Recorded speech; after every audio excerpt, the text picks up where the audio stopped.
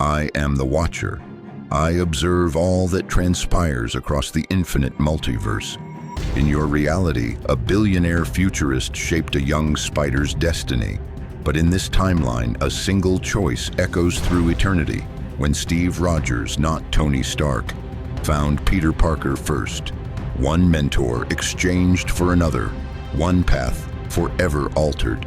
Witness how a soldier's wisdom reshapes a hero's web. The shield slices through the night air of Queens, embedding itself in the brick wall inches from a masked teenager's head. Peter Parker, the Spider-Man nobody knows yet, freezes mid-swing, his spider sense screaming warnings as a figure emerges from the shadows of the fire escape. It's May 2016, and Steve Rogers isn't supposed to be here. He's a fugitive, branded a criminal after the Lagos incident, hunted by the very government he once served. But here he stands, in a dimly lit alley in Queens, watching a 15-year-old kid in pajamas take down 3 armed robbers with nothing but web fluid and wisecracks. Nice moves, kid. But your left side's exposed when you web swing. Someone with decent aim could tag you. Peter's mask eyes widened comically, the same expressive tech he'd cobbled together from old camera lenses and Arduino boards. Thanks for the tip, Mr. America. Captain Rogers. You're supposed to be a war criminal. Steve's weathered face cracks the slightest smile. According to some people. According to others, I'm still trying to do the right thing. Mind if we talk? Somewhere less exposed? 20 minutes later, they're in Peter's room. Aunt May's at her night shift at FEAST, and Steve Rogers is sitting on a teenager's bed looking at Star Wars posters and half-built computers. There's no fancy holographic display analyzing Peter's moves, no sleek presentation about joining the big leagues. Steve simply pulls out a worn notebook, the kind you'd buy at any drugstore, and shows Peter newspaper clippings he's been collecting. Headlines about a spider boy stopping purse snatchers, grainy photos of web patterns, a map with pins marking Spider-Man sightings. I've been tracking you for 3 weeks. Not for Stark, not for Ross. For me. Because I see something in you that reminds me of someone I used to know. Who? A kid from Brooklyn who didn't know when to run away from a fight. But here's the thing, Peter. And yes, I know who you are. Having power isn't what makes you special. I had no power for 25 years, and I still tried to enlist 5 times. What matters is knowing why you fight. Liking this story so far? Well, it would mean a lot to our channel if you could hit that subscribe button and share with your marvelous friends. Okay, back to the story. 3 nights later, Peter finds himself crouched on a warehouse roof in Red Hook, Brooklyn. Steve's voice crackles through a disposable burner phone, duct taped to his suit. No fancy AI, no heads-up display, just a soldier giving orders to a recruit. Hydra splinter cell. 6 operatives, maybe 7. They're moving Chitauri tech they salvaged from the Battle of New York. Still radioactive. Still dangerous. Peter peers through a skylight. Below, men in tactical gear load alien weapons into crates marked with medical supply labels. So we call the Avengers, right? Get the band back together? There is no band, son. Not anymore. It's just us. And if we don't stop this tonight, those weapons end up in every major city on the East Coast by morning. The plan is military precision, something foreign to Peter's usual style of jumping in and figuring it out. Steve wants synchronized entry points, timed distractions, priority targets. Peter lasts exactly 43 seconds before abandoning the plan, web-slinging through the skylight in a shower of glass because he spotted one operative about to execute a bound security guard. Parker! Maintain discipline. But he's already moving, shield spinning through the air to disarm 2 Hydra agents as Peter wrestles with a third. The fight is chaos, exactly what Steve wanted to avoid. A Chitauri energy weapon discharges, blowing a hole in the warehouse wall. Peter takes a grazing shot to the ribs that would have killed him without his enhanced durability. Steve catches a knife meant for Peter's back, returning it to sender with prejudice. When the dust settles, 7 Hydra operatives are webbed up, the security guard is alive, and Peter's clutching his side, trying not to show how much it hurts. I screwed up. I didn't follow the plan. No, but you saved a life. In the war, I had a friend, Bucky Barnes. Best soldier I ever knew. You know what made him great? He knew when to follow orders and when to break them. Tonight, you made the right call. But next time, tell me first. They sit on that Brooklyn rooftop until dawn, sharing stories. Steve talks about getting beaten up behind Goldstein's Deli. Peter mentions dumpster diving for computer parts behind the same building, 70 years later. Two kids from New York, separated by decades, united by the simple belief that someone has to stand up for the little guy. When the two sides face off on that German tarmac, Spider-Man isn't there making quips about Empire Strikes Back and stealing Cap's shield. He's not there at all, because 3 days earlier, Tony Stark knocked on the Parker residence door to find it already answered. Steve told me you might come. The betrayal in Stark's eyes was something Peter would carry forever. He's a fugitive, kid. He's breaking the law. So was Rosa Parks. Tony's face had darkened. Rosa Parks didn't level city blocks. Rosa Parks didn't harbor assassins. No, she just did what she thought was right, even when the law said it was wrong. The airport battle still happens. Rhodey still falls. The Avengers still fracture. But the headlines read differently. Stark recruits child soldier becomes, "Where is Spider-Man?" The PR disaster shifts. Tony can't claim the moral high ground of protecting a minor when said minor publicly refused his help. Steve visits Peter one last time before departing for Siberia, before learning the truth about December 16th, 1991. They meet in a closed subway station, Steve keeping to the shadows, his fugitive status weighing heavily. This isn't your fight. You taught me something, Cap. When you see something wrong happening, you don't wait for permission to make it right. You just do it. Steve hands him a package. Inside is a modified web shooter design, engineered by someone who clearly understands tactical equipment. Natasha helped with these. They're not Stark tech, but they'll be more reliable. Mechanical, not electronic. EMP proof. Are you coming back? Steve's silence is answer enough. 2017 finds Peter Parker living a double life without the safety net of Stark Industries. His suit is still homemade, red and blue fabric over a moisture-wicking base layer, web shooters that jam if he doesn't maintain them properly. But on his wrist, hidden under the shooter, is a compass. Steve had given it to him through a dead drop after Siberia, with a note, "Some things are worth waiting for, SR." Inside, Peggy Carter's photograph, a reminder that some things are worth fighting for, even when the world moves on without you. Without Stark's direct involvement in Peter's life, the Vulture's crew has grown bolder, selling not just to small-time criminals, but to Hydra remnants, AIM cells, anyone with cash and a grudge. The weapons are deadlier, the stakes higher. Peter tracks them alone using techniques Steve taught him: patience, observation, pattern recognition. No AI to analyze data, just a notebook where he logs movements, disappearances, energy signatures detected by a modified calculator he built in shop class. The ferry incident still happens, but differently. When the Chitauri weapon tears the boat in half, there's no Iron Man to save the day. Instead, Peter holds the ferry together alone, webbing and strength pushed beyond limits, until Sam Wilson arrives. The Falcon, operating off the grid, sent by Steve, who's been monitoring Peter through encrypted channels. Cap wanted me to check on you. Said you might be too much like him for your own good. Did I do good? You did good, kid. But good's gonna get you killed if you're not careful. The final confrontation with Toomes happens not on a beach, but in an abandoned Stark warehouse. Ironic, given the circumstances. Toomes knows who Peter is, just like before, but his speech is different. Rogers is using you, kid. You think he cares?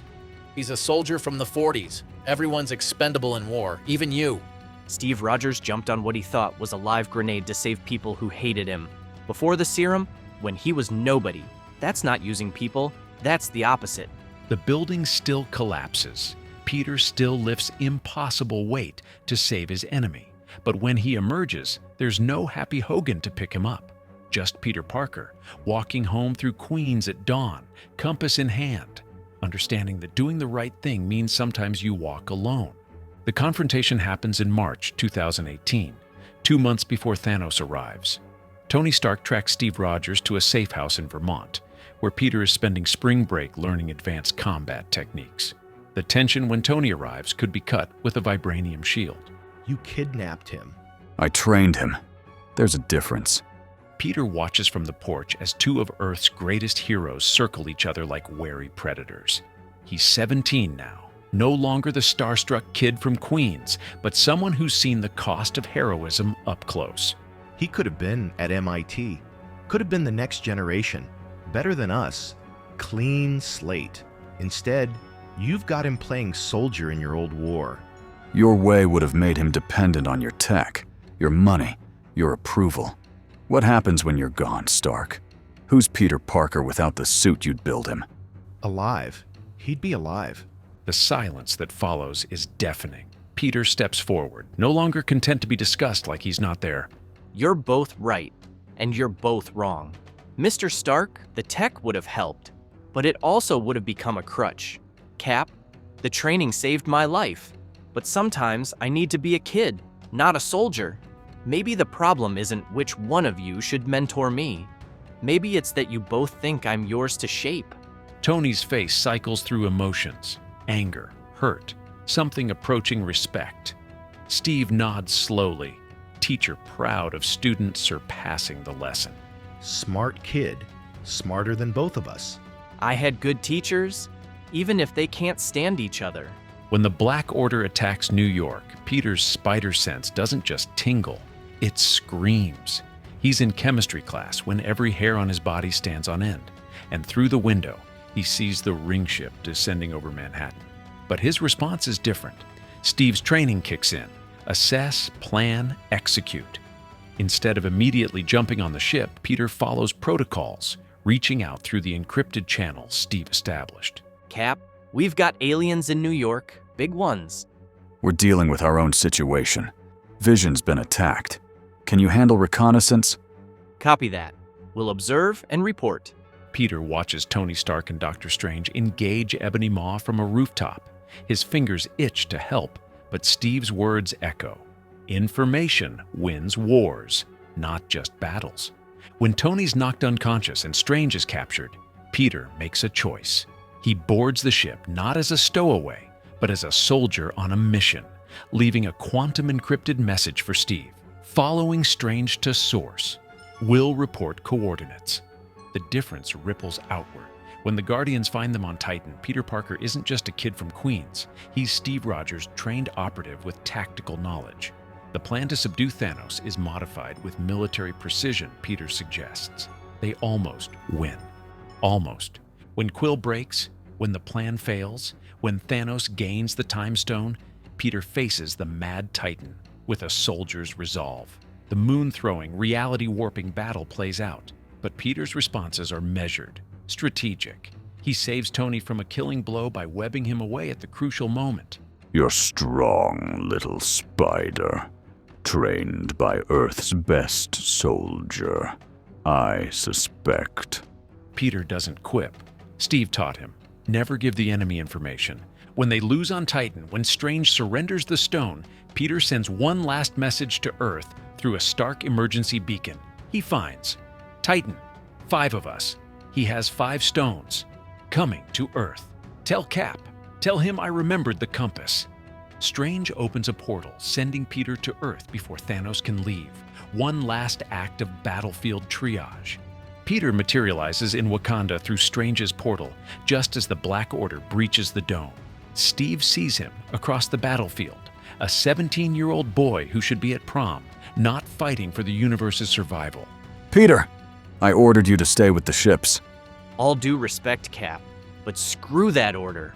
They fight side by side, the kid from Queens and the kid from Brooklyn, separated by generations, united by purpose. Peter webs outriders for Okoye to spear, creates web trampolines for Cap's shield throws, holds a section of the line when others fall. When Thor arrives with Stormbreaker, when the tide turns momentarily, Peter's beside Steve as they push toward Vision. Whatever happens, you've made me proud. You're the soldier I always hoped to fight alongside.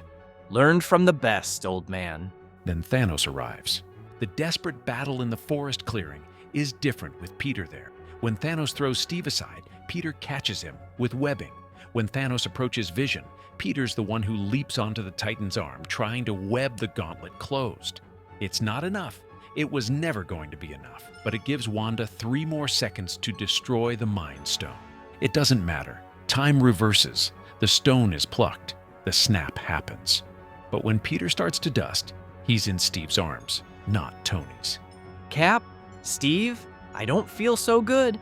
Steve Rogers, the soldier who never cries, has tears streaming down his face. It's okay, son. You did good. You did so good. Did I make you proud? Every day, Peter. Every single day. Peter Parker fades to dust clutching 2 things. Steve's compass in one hand, his web shooter in the other. Steve Rogers kneels in the Wakandan dirt, holding ashes and a compass, having lost another brother to another war. The 5 years are different for Steve Rogers. He still leads support groups, still tries to help others move on, but he can't move on himself, not from Peter. There was this kid from Queens, 15 when I met him. Had every reason to be selfish. Lost his parents, lost his uncle, had powers he could have used to get famous, get rich. Instead, he helped people. Every day, he helped people. And I got him killed. You didn't get him killed. I trained him. I made him better at fighting. Good enough to stand with Avengers, to fight Thanos himself. If I'd left him alone, maybe he would have stayed in Queens. Maybe he would have survived. Natasha finds him one night staring at the compass, at Peggy's picture. She's not the only one in there now, is she? He was the best of us, Nat. Better than me, better than Tony. He had our strengths without our weaknesses. Then honor that. When we get them back, and we will get them back, make sure his sacrifice meant something. When Bruce snaps, when the portals open, Peter Parker doesn't look for Tony Stark first. His spider sense draws him to Steve Rogers, standing alone against Thanos' army with a broken shield and an unbreakable will. Captain Rogers, did you miss me? Steve Rogers breaks. Just for a moment, the soldier's facade cracks completely. He pulls Peter into an embrace that would crush a normal person. Every day, kid. Every damn day. Language. And Steve actually laughs. A broken, beautiful sound in the middle of Armageddon. The final battle is different with their dynamic. Peter doesn't just save Tony, he saves Steve too. When Thanos' blade swings for Steve's neck, Peter's webs yank him back. When Steve charges alone at Thanos' entire army, Peter's right beside him. They fight as a unit. Steve throws his shield. Peter webs it for impossible trajectory changes. Peter creates web bridges for Steve's charges. Steve uses his tactical knowledge to direct Peter to critical points in the battle. When the moment comes, when all seems lost, it's Peter who web-slings the gauntlet from Thanos to Tony in a last-second play, using a move Steve taught him in Vermont. Tony gets the stones, makes his sacrifice. Peter is there for his final moments, but so is Steve. The 2 mentors, the 2 father figures, united at last in loss. Take care of him, Rogers. With my life. Tony's eyes shift to Peter. Rogers was right about one thing, kid. You were always more than the suit. The funeral is done. The world is saved. Steve Rogers doesn't go back in time. Not immediately. There's something he has to do first. He finds Peter sitting on the dock at the Stark cabin, feet dangling over the water, compass in one hand, a pair of Stark's glasses in the other. 2 roads diverged. Mr. Stark wanted me to be the future. You wanted me to remember the past. Steve sits beside him, their enhanced bodies making the dock creak. You don't have to choose, Peter. Tony and I, we spent so much time fighting about who was right. We missed the point. You were never meant to be either of us. Then who am I supposed to be? Steve takes the compass, opens it. Behind Peggy's photo, behind Peter's ID, he places a new addition, a photo of all 3 of them. You're supposed to be Peter Parker, the kid who got bit by a spider and decided to help people. The kid who stood up to Tony Stark and learned from Steve Rogers. The kid who held a ferry together and saved the Vulture from his own weapons. The young man who faced Thanos twice and never backed down. Peter takes the compass back, studying the photos. Mister, Stark once said that if you're nothing without the suit, You shouldn't have it. Smart man. You once said that the weak man knows the value of strength, but more importantly, knows the value of kindness. Also true. Then, I guess I know who I am. I'm the kid from Queens who had the two greatest teachers in the world. And now I have to figure out what to do with what they taught me. Steve stands too, and they shake hands. Not mentor and student, but equals. Whatever you do, we're proud of you. Both of us. Always have been. 6 months later, Peter Parker swings through Manhattan. His suit is new, not Stark tech, not Rogers' design, but something uniquely his. The compass is built into his web shooter, a constant reminder. The Stark glasses rest in his apartment, used when needed, not relied upon. When Mysterio comes, when the world tries to tear Peter Parker down, he has an anchor others don't. He's been trained by the best soldier in history. He's been equipped by the greatest inventor of the age. But more than that, he's been loved by two men who saw in him the future they were fighting for. The multiverse will come calling. Villains from other worlds will challenge him. His identity will be exposed and everything will seem lost. But Peter Parker will endure, because Steve Rogers taught him that sometimes standing up is the only choice that matters, and Tony Stark taught him that sacrifice is the mark of a hero. And in the quiet moments, when Peter sits on rooftops watching the city sleep, he can almost hear them both. Tony's sarcastic approval, Steve's quiet pride. Two mentors, two fathers, one legacy. The kid from Queens who became so much more. If you enjoyed this journey into the shadows of what might have been, remember to hit that subscribe button and join us for more explorations of the infinite, wonderful, and marvelous possibilities.